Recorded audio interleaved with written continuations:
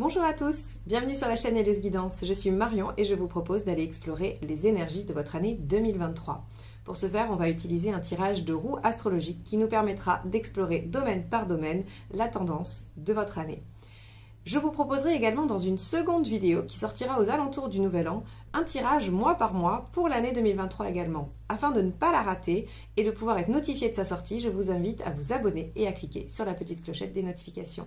Je vous laisse avec votre tirage, à tout de suite.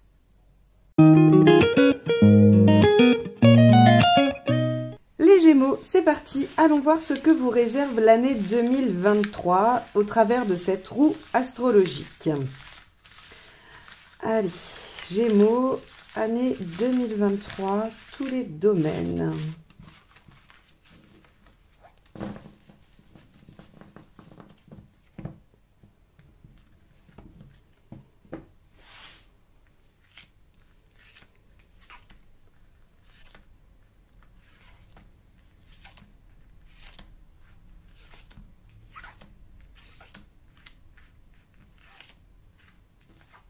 Ok, allez, on va construire ensemble cette roue. Donc la maison 1, la maison 2, la maison 3. Alors hop, je vais essayer de rester bien dans le cadre.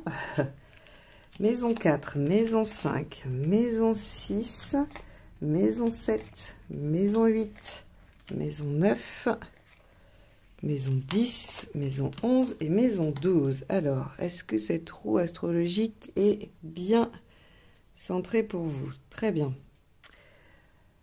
Alors, les Gémeaux, donc, on va commencer par la maison 1, qui représente votre manière d'être et celle qui sera le plus adaptée cette année pour mener à bien tous vos projets.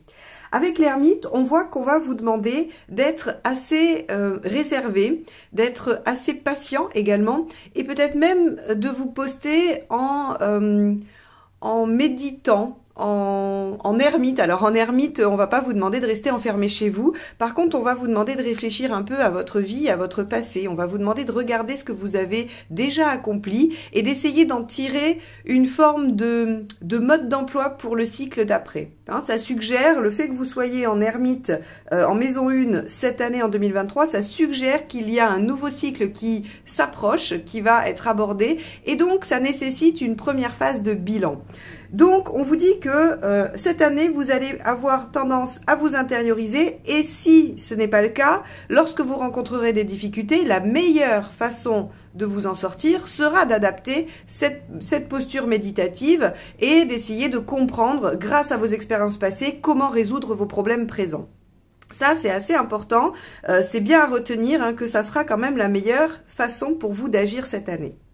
Alors, avec la maison 2, on va aller voir quels sont vos talents, vos ressources et puis aussi ce qu'il y a à développer. Alors avec un empereur inversé, on va avoir de l'inconstance, de l'instabilité. Alors ça peut aussi vouloir dire que matériellement, vous allez connaître des hauts et des bas et que ce n'est pas l'année la plus fiable et la plus stable qu'il soit. Néanmoins, votre compétence à développer avec l'empereur inversé, ça va être l'adaptabilité. Parce que lorsque les choses ne sont pas fixes, ne sont pas stables, il faut savoir s'adapter, il va falloir réagir et se remettre en posture d'ermite pour voir comment on a déjà résolu ce genre de problème auparavant. Donc ici, on vous dit bien avec la maison 2 que vous êtes en capacité de vous adapter aux changements, peut-être même aux difficultés, que vous êtes capable de les traverser, pour pouvoir assainir, améliorer votre situation matérielle et vos ressources. Alors, sur le plan vraiment personnel et développement personnel profond, pardon, l'empereur inversé, ce qu'il vous demande, c'est peut-être d'accepter de bouger vos bases.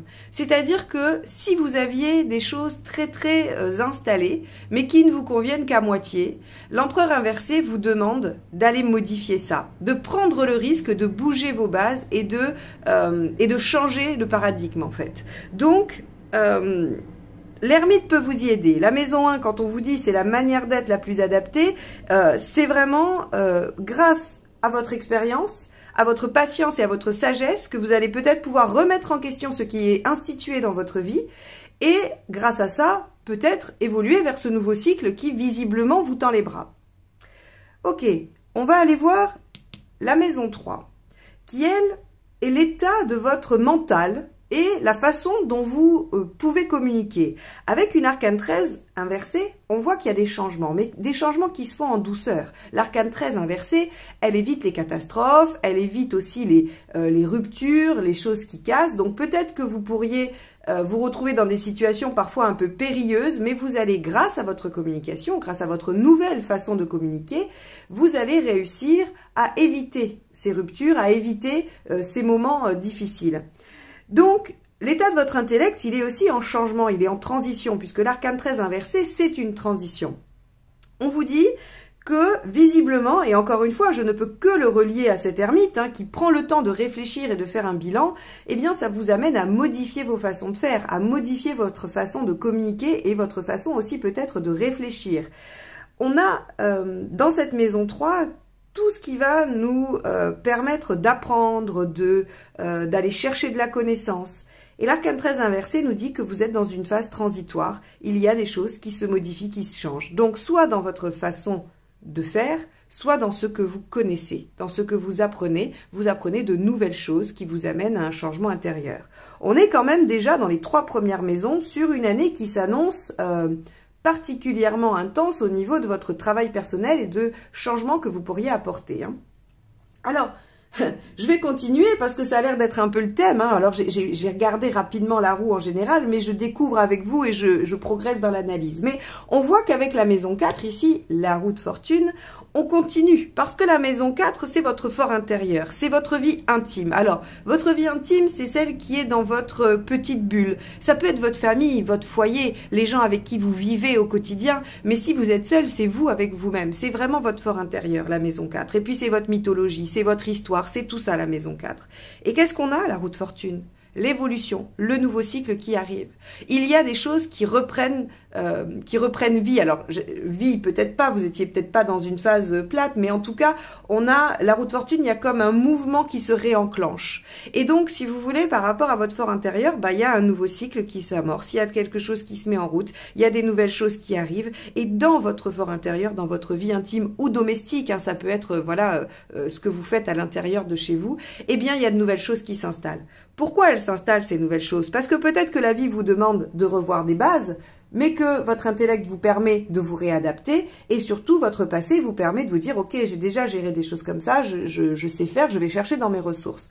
Donc, on voit bien comment cette première partie de roue astrologique amorce un changement intérieur, probablement précurseur d'un changement extérieur, parce que, comme je vous l'ai dit, ici, on a cette fin de cycle, on a ce bilan de fin de cycle avec les modifications nécessaires pour pouvoir peut-être amorcer quelque chose de nouveau ensuite. Il faut aussi penser que dans la roue astrologique, toutes ces maisons-là, toutes celles du bas, vont parler de vous à l'intérieur ou dans votre sphère privée et que celles-ci vont être davantage tournées vers l'extérieur. Donc on voit ici que déjà de la maison 1 à 4, il y a un mouvement intérieur de changement, de bilan. La maison 5, ici, elle va nous parler de votre créativité, elle va nous parler aussi de la façon dont vous exprimez votre personne, dont vous vous montrez. Ou en tout cas, vous aimeriez vous montrer. C'est par exemple, quand on dit d'un peintre que ses peintures parlent de lui, eh bien c'est exactement l'expression de la maison 5. C'est comment votre personnalité sort par votre créativité ou ce que vous produisez. Alors, ça va être vos loisirs. Vos loisirs parlent de vous, de votre personnalité. Ça va être aussi tout ce que vous allez mettre en œuvre. Alors, je l'ai dit, du point de vue de la créativité. Mais il y a aussi, dans la maison 5, les enfants, puisqu'on produit, on les fait, c'est une création de nous, les enfants. Même si on peut débattre de ça, et il y a sûrement à dire, mais en tout cas, la maison 5 contient les enfants. Et les amours, mais les amours au sens passionné, au sens ce qui nous permet d'extraire de nous les émotions, pas au sens du conjoint avec la personne avec qui on fait sa vie. Donc cette maison 5 avec tempérance inversée, ce qu'elle nous dit, c'est que il y a une volonté d'être soi. Vous savez, si vous me suivez, vous savez que tempérance, souvent elle fait des compromis et elle s'oublie un peu à la faveur des autres quand elle est à l'endroit. À l'envers, elle dit ça suffit, je ne ferai plus de compromis, je serai moi et rien que moi, et je ferai coïncider mes idées avec mes paroles et mes actes, c'est-à-dire que je serai parfaitement alignée sur les 3 plans. Donc ici, on voit bien qu'au niveau de votre expression personnelle, vous avez envie d'être vous et rien que vous, et de ne plus vous soucier vraiment, enfin, on va dire de ne plus vous soucier totalement de la vie des autres. Ce qui veut dire que vos loisirs vont se ressentir. Vous allez probablement faire des choses différentes. Et encore une fois, c'est le résultat des 4 premières maisons. Vous allez faire des choses différentes. Peut-être que vous allez être différent avec vos enfants également. Peut-être que vous allez soit être plus autoritaire, soit plus conciliant, soit plus je ne sais pas. En fait, vous allez juste changer pour être ce qui vous correspond. Et on a au niveau des amours, pareil, probablement la recherche de quelque chose qui vous correspond vraiment. Si vous êtes dans une relation qui est tiède, j'ai envie de dire, ou qui vous convient qu'à moitié, eh bien avec tempérance inversée, vous allez davantage vous exprimer et exiger des choses. Hein. D'ailleurs, on le voit bien, le lien avec la maison 7, mais j'en parlerai après. Donc, on a quand même une année qui s'amorce sur des changements intérieurs importants, profonds, qui vont modifier quand même, à mon avis, pas mal de choses dans votre vie. On va aller voir la maison 6 ici, qui est comment vous allez développer vos talents au quotidien, comment vous allez rendre service, et aussi votre amélioration personnelle et votre croissance personnelle. Bah regardez, la maison Dieu, c'est la prise de conscience, c'est je bouscule les bases. Rappelez-vous, vous aviez dans la maison 2 des bases à modifier, des choses qui allaient peut-être être instables ou que vous alliez remettre en question. Eh bien, évidemment, la maison 6 en est le reflet. On vous dit, vous allez décider de changer des choses, soit parce que vous-même vous allez prendre l'initiative de changer ces choses-là, ça sera le fruit de cette réflexion des premières maisons, ou bien parce que la vie, à cause de la maison 2, vous aura amené des situations bouleversantes ou déstabilisantes et vous serez bien obligé de regarder les choses en face et de faire ces prises de conscience qui vous permettront de développer autre chose. Et encore une fois, le talent que vous allez pouvoir développer, c'est la positivité. De vous dire, ok, il y a des choses qui se passent et j'aurais souhaité les éviter, j'aurais aimé qu'elles n'arrivent pas, mais elles sont là. Elles sont là parce qu'elles doivent exister, parce que c'est comme ça, c'est prévu dans mon chemin. On a la croyance qu'on veut, mais de toute façon, dans les faits, quand un problème s'impose à nous, on est bien obligé de faire avec. Et la maison Dieu, ce qu'elle va vous demander de développer comme talent, c'est de dire, ok, très bien, comment transformer quelque chose que je subis et qui me semble négatif en opportunité. C'est vraiment ce que la maison Dieu exige de vous. Et donc, dans cette maison 6, elle vous dit, vous allez devoir cette année faire preuve de réactivité et d'optimisme par rapport à tous les événements de la vie qui vous arrivent, parce que finalement, ces événements vont vous permettre et vont concourir à ces modifications que vous faites déjà dans la première partie de la roue astrologique. Donc, on a vraiment pour vous les Gémeaux, je pense, une année qui va être charnière au niveau de votre personnalité, au niveau de ce que vous allez mettre en œuvre et de votre transformation personnelle. Alors, on arrive à la maison 7, ici. La maison 7, elle va nous parler évidemment du conjoint, s'il y en a un, mais du rapport aux autres, de la façon d'être en relation à l'autre. C'est-à-dire, cette année, comment vous allez vous comporter avec les autres. Eh bien, avec le chariot, on voit que vous êtes ambitieux, téméraire, que vous avez envie de progresser. Vous n'allez pas du tout être en retrait. C'est-à-dire qu'on voit bien que dans votre réflexion, il y a vraiment un cheminement personnel. Mais quand je vous dis, on ne vous demande pas d'être en ermite, d'être tout seul chez vous, bah, c'est parce qu'ici, on a le chariot juste en face. Donc, le chariot, dans les relations à l'autre, on va s'ouvrir. On a envie d'aller de l'avant. On a envie d'améliorer les choses. Donc, on a une réflexion, on mène une réflexion intérieure, mais qui nous permet d'être mieux, d'être plus soi-même, maison 5, et d'être mieux avec l'autre, et de progresser dans nos relations. Donc, si par exemple, vous avez envie d'avancer avec une personne que vous voulez, je ne sais pas, avoir dans votre vie, un conjoint, un partenaire, eh bien, cette année, y est très propice. Elle y est propice parce que vous êtes capable de faire un retour sur vous, d'évaluer, de vous mettre un peu en danger, et d'optimiser et de réagir. Donc, on a vraiment, par rapport à l'autre, une façon d'être beaucoup plus optimiste, beaucoup plus positive, et surtout en lien avec cette tempérance inversée qui nous dit que vous êtes vous-même et que vous imposez davantage, ce que vous souhaitez. Si par exemple, ça devait parler d'un associé, puisque ça peut, pour certains, peut-être que vous êtes en association pour le travail ou pour d'autres choses, avec le chariot, on a tous les aspects favorables à l'association. Donc, ça veut dire que si vous envisagez de le faire, c'est favorable pour vous. Par contre, il faudra aller voir le signe de votre partenaire, hein, parce que si lui, dans la maison 7, il a des blocages, il faudra regarder les indices qui vous permettront peut-être de déjouer ces blocages ou de ne pas tomber dans des pièges ou des charnières. Donc, surtout par rapport à ça, si vous voulez évaluer quelque chose, allez voir le signe de l'autre personne avec qui vous voulez vous associer ou de votre conjoint. Donc, vous aurez la playlist à la fin si vous voulez cliquer sur la vidéo du partenaire.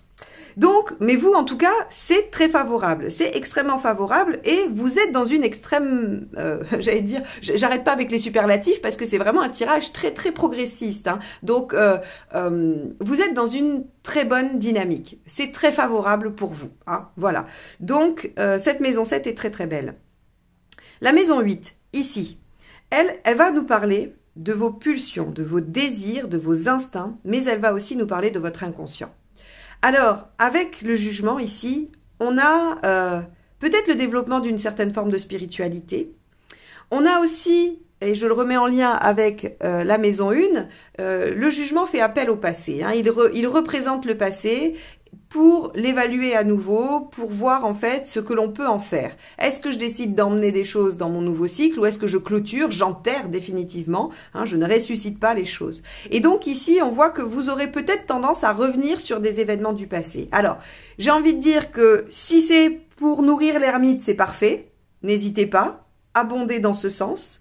Par contre, si c'est pour vous empêcher d'avancer dans la maison 5 et la maison 7, soyez vigilants et dites-vous, non, ça, je sais que c'est un piège. C'est un piège de mon inconscient qui voudrait peut-être m'empêcher de faire ces transformations parce que on sait très bien que la nature, ou en tout cas la nature humaine, est un peu résistante au changement. Donc, si votre inconscient se dit, oulala, mais qu'est-ce que c'est toutes ces modifications intérieures, je vais freiner ça en essayant de ramener des situations du passé pour freiner tout ça, vous savez qu'il faut les mettre de côté, qu'il ne faut pas s'en préoccuper.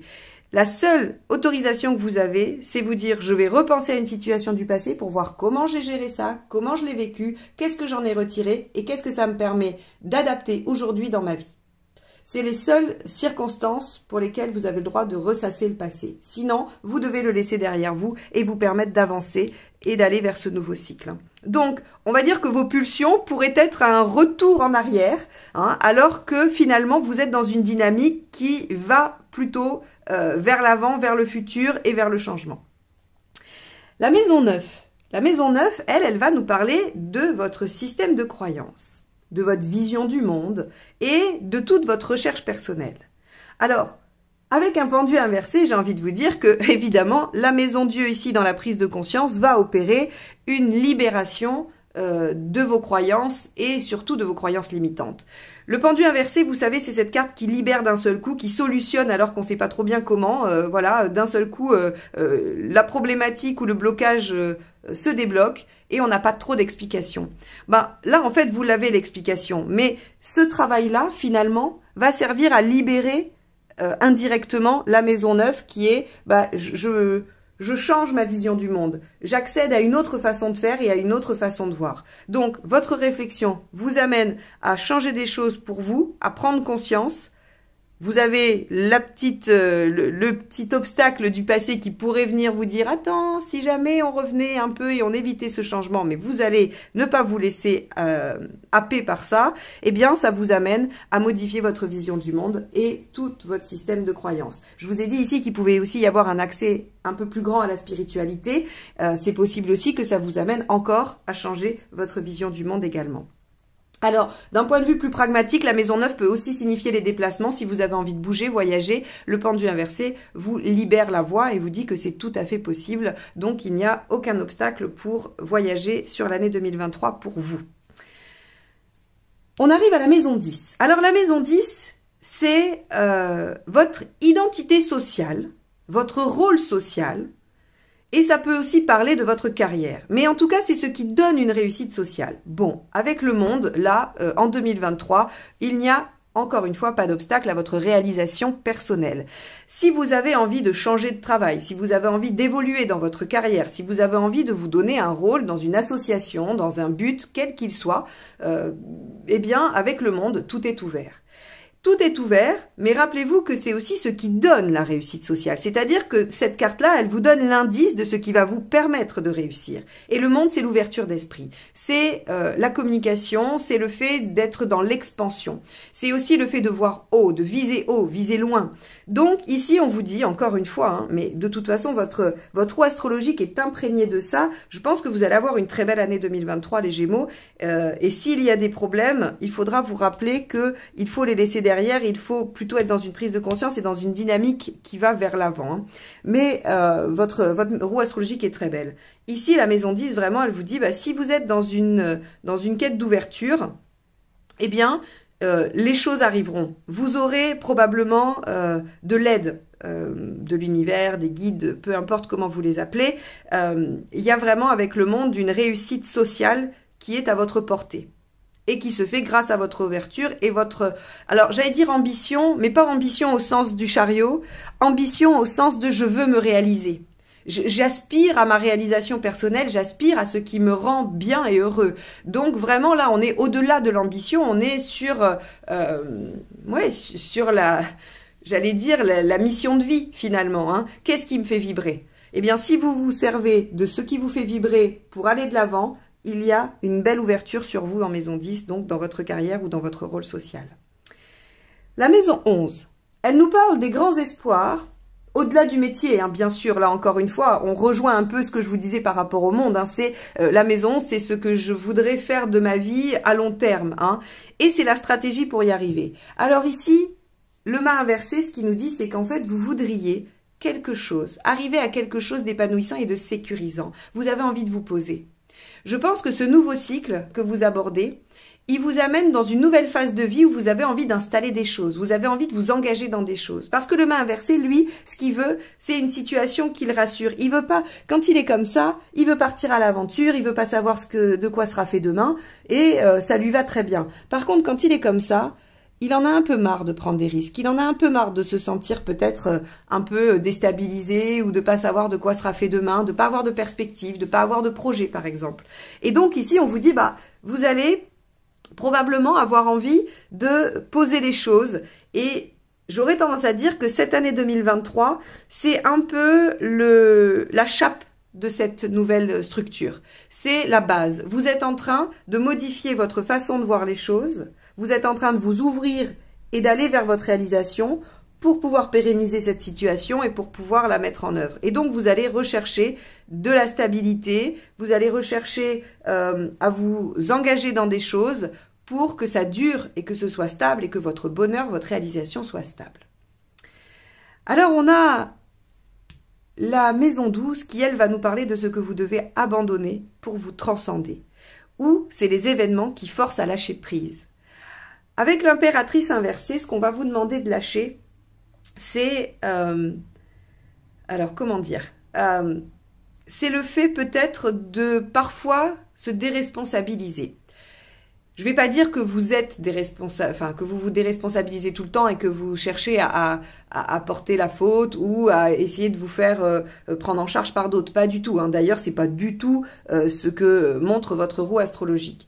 Par contre, il pourrait y avoir parfois comme petit grain de sable dans l'engrenage qui est magnifique hein, et qui vous porte à votre réalisation, il pourrait y avoir parfois un peu de découragement, un peu de manque de confiance et donc un peu envie que les autres fassent pour vous ou que vous puissiez vous faire oublier. Hein, on va être dans toute cette gamme-là, donc il y en a peut-être qu'un qui vous parlera hein, selon vos situations, pas forcément tous, mais avec l'impératrice inversée, c'est vraiment... Elle veut qu'on fasse pour elle parce qu'elle ne pense pas être capable de faire, parce qu'elle a peur de mettre en œuvre ses qualités et ses compétences. Donc, si vous voulez, ici, ce qu'on vous demande de lâcher, c'est votre manque d'estime de vous, c'est votre manque de confiance pour pouvoir foncer et réaliser tout ça finalement. Alors, j'ai tendance à dire que la boucle est bouclée parce que vous allez, en travaillant sur vous et en acceptant de voir un peu les choses différemment, vous allez probablement venir nourrir cette impératrice pour qu'elle se retourne et qu'elle puisse assumer ses responsabilités, se sentir pleinement en capacité de faire les choses et tout va très bien se passer. Ici, il faut vraiment vous dire, ces deux cartes-là, en fait, si vous voulez, la maison 8 et la maison 12, c'est les pièges de l'année. C'est les pièges dans lesquels il ne faut pas tomber. Et donc, on vous dit clairement, c'est le passé qui vous happe et qui vous dit, mais on va retourner à quelque chose de connu parce que ça, on maîtrise. Et c'est le manque de confiance en vous qui vous empêcherait de réaliser tout ça. En clair, c'est ça. Donc, on vous dit, ce qu'il va falloir abandonner, c'est je ne sais pas faire, je ne suis pas capable, oui mais moi je ne suis pas assez doué. Tout ça, c'est des phrases que vous devez sortir de votre vocabulaire. Ou alors, ça ne va pas intéresser, je ne vais pas demander parce que je ne vais pas avoir. Tout ça, ce sont des phrases que vous devez abandonner, qui ne doivent plus du tout être prononcées par vous en 2023. Donc cette roue, elle est vraiment pleine d'énergie et vous allez avoir une année 2023, à mon avis, riche en rebondissements. Il y a 2 obstacles. Le jugement et l'impératrice inversée, je vous ai dit, le passé, le manque de confiance en vous. Ceux qui me connaissent savent que j'ai pour habitude de dire post-it sur le frigo. Comme ça, si vous avez à un moment donné un petit coup de faiblesse, vous savez que ce sont les 2 choses auxquelles il faut être attentive ou attentif. Donc, voilà pour cette roue astrologique. N'hésitez pas à aller faire un tour sur mon site si vous voulez voir ce que je propose en guidance personnelle pour aller explorer votre année à venir d'un point de vue vraiment plus précis avec vos préoccupations et vos problématiques personnelles. Et si vous voulez apprendre à faire tous ces tirages et apprendre à lire le tarot, je propose aussi des formations avec moi ou en autonomie. Donc, n'hésitez pas à aller voir sur mon site heliosguidance.com ce que je vous propose. Je vous dis à très vite pour la 2e partie de cette vidéo qui sera les prédictions mois par mois et aussi à très vite pour toutes les guidances mensuelles, générales et sentimentales. Je vous souhaite une excellente année 2023 et je vous dis à bientôt. Bye bye.